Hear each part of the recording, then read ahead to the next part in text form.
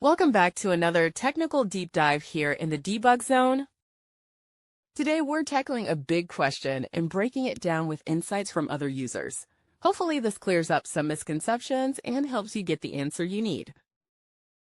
So buckle up, stay a little curious, and let's jump right in.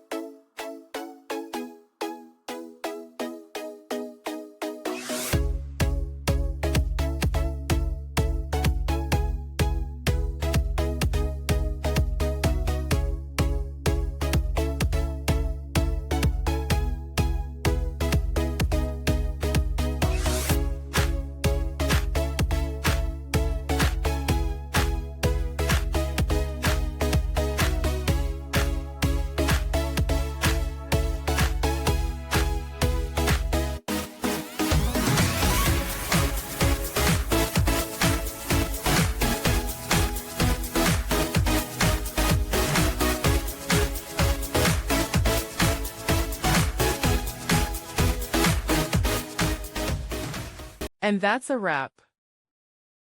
I hope you found the answer you were looking for. If you did, take a second to hit that subscribe button. It really helps out. And let me know in the comments which solution worked best for you. See you next time in the debug zone.